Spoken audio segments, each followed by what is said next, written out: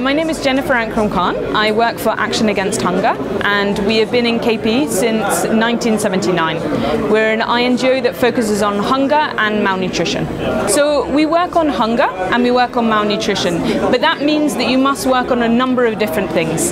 So we work on treating the consequences of hunger. So when someone is hungry, you give them food or you give them some kind of supplements in order that they recover.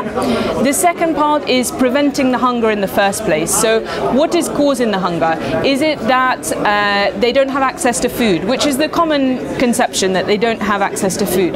But sometimes it's due to other things. Maybe they have repeated diarrhea, maybe they have worms, maybe they're choosing the wrong food types. And this is very obvious in Pakistan, where you have 45% of children are stunted. A large number of that is because people are choosing the wrong type of food. And then the third component that we work on is changing the way that hunger is addressed. So that is about researching what is the most cost-effective way to address malnutrition at the household level. There are different types of malnutrition. The first one is wasting. So wasting is when someone has a very low weight and they need to be hospitalized. This is what we're seeing commonly in certain parts of Pakistan, and they become very high-profile cases. The second type is stunting. Now, stunting doesn't kill you. Stunting is what we call hidden hunger.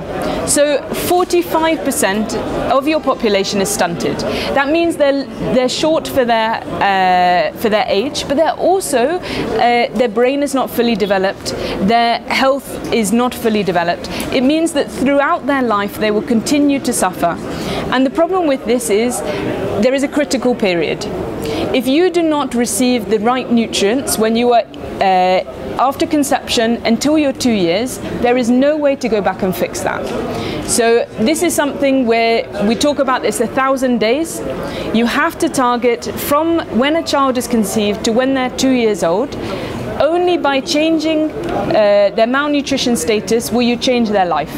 And it's that critical period that's important. You asked about, is it just the poor? It's not just the poor. This is the tragedy of it, that we see it among urban, educated families. They say, my child only likes rice, so they just feed their child rice. This is not a nutritious diet. Either the child will be undernourished, or then there's the case of obesity, widespread in Pakistan, and it's growing.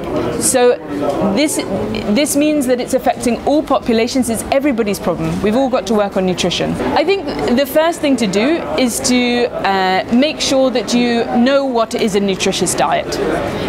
Make sure that when you're talking about your children, you're not focusing on just eating one food type, you're having a very balanced diet. Secondly is breastfeeding. Breastfeeding is, it ensures that a child has every nutrient that they need. Breastfeed, if possible, until a child is 2 years. Exclusive breastfeeding until they're 6 months. This is very important. A third thing is to make sure that you are washing your hands before you eat, and you're keeping a hygienic environment. The majority of food contamination happens during food preparation, not during food eating, during food preparation. So make sure your work surfaces are clean, make sure you're washing all your utensils, make sure that when you're buying food from outside, you're asking for a similar kind of service from outside. The tragedy is a mother being malnourished will result in their child being malnourished, but not just that. A woman being malnourished will result in her grandchildren being malnourished, because even if you nourish the child, then the effects will come out in the grandchild. So you must make sure, and I say that if you as a mother-in-law, father-in-law, you want a healthy grandchild, feed your daughter-in-law.